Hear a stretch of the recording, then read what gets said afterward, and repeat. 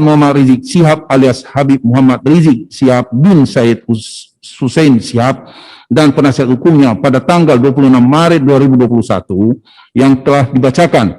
Kami jaksa penuntut umum setelah mendengar, membaca dan mempelajarinya, kami menanggapinya sebagai berikut. 1. Dakwaan mempunyai suatu aturan ketentuan yang diatur dalam pasal 143 ayat 2 KUHP yang berbunyi, penuntut umum membuat surat dakwaan yang diberi tanggal dan ditandatangani serta berisi A. Nama lengkap, tempat lahir, umur atau tanggal lahir, jenis kelamin, kebangsaan, tempat tinggal, agama, dan pekerjaan tersangka. B. Uraian secara cermat, jelas, dan lengkap mengenai tindak pidana yang didakwakan dengan menyebut waktu dan tempat tindak pidana itu dilakukan.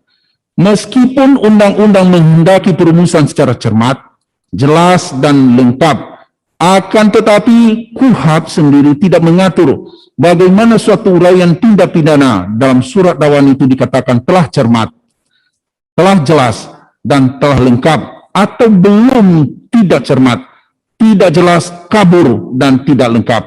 Dalam prakteknya, syarat-syarat yang berkaitan dengan formalitas identitas lengkap terdakwa disebut syarat formil, sedangkan syarat yang berkaitan isi materi dakwaan, uraian tentang tindak pidana yang didakwakan, dan waktu serta tempat tindak pidana dilakukan disebut syarat material.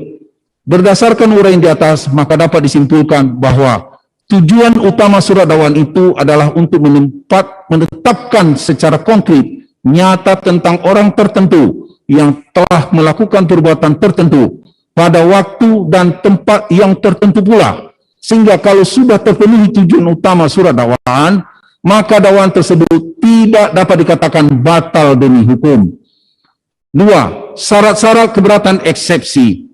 Undang-Undang Nomor 8 Tahun 1981 tentang Hukum Acara Pidana KUHP Pasal 156 Ayat 1 menyebutkan, dalam hal terdakwa atau penasihat hukum mengajukan keberatan bahwa pengadilan tidak berwenang mengadili perkaranya, atau dakwaan tidak dapat diterima, atau surat dakwaan harus dibatalkan, maka setelah diberi kesempatan kepada penuntut umum untuk menyatakan pendapatnya, hakim mempertimbangkan keberatan tersebut untuk selanjutnya mengambil keputusan. Menurut Mr. M.H. Tirta Mijaya, eksepsi adalah alat pembelaan yang dimaksud untuk menghindarkan keputusan tentang pokok perkara. Buku Proses Penanganan Perkara Pidana Leiden Marpaung SH tahun 1992 halaman 382. Batas ruang lingkup materi eksepsi tersebut ialah eksepsi hanya dapat diajukan terhadap dakwaan atau kewenangan pengadilan, kompetensi mengadili. Jadi dengan demikian, eksepsi hanya boleh diajukan terhadap hal-hal yang bersifat prosesual eksepsi dan tidak diperkenankan menyentuh materi pokok perkara yang akan diperiksa di sidang pengadilan yang bersangkutan. Dengan perkataan lain, eksepsi hanya ditujukan kepada eksepsi formil yang berkaitan dengan penuntutan atau pemeriksaan perkara tersebut oleh pengadilan. Sedangkan aspek material perkara tersebut tidak berada dalam lingkup eksepsi. Bahwa untuk memahami secara mendalam tindak pidana yang didakwakan itu, memahami syarat material sebagaimana ditentukan dalam pasal 143 ayat 2 KUHP adalah A. Rumusan tindak pidana, uraian unsur-unsurnya, padanan uraian fakta-fakta perbuatan terdakwa. B. Uraian tindak pidana secara sistematis kronologis. Siapakah yang dihadapkan sebagai terdakwa dalam perkara itu? Tindak pidana apa yang telah dilakukan terdakwa? Kapan dan di mana tindak pidana itu dilakukan terdakwa? Bagaimana terdakwa melakukan tindak pidana itu? Modus operandi. Apa yang dipergunakan, yang menjadi sasaran dan yang dihasilkan tindak pidana itu? Motivasi apa yang telah mendorong terdakwa untuk melakukan tindak pidana itu?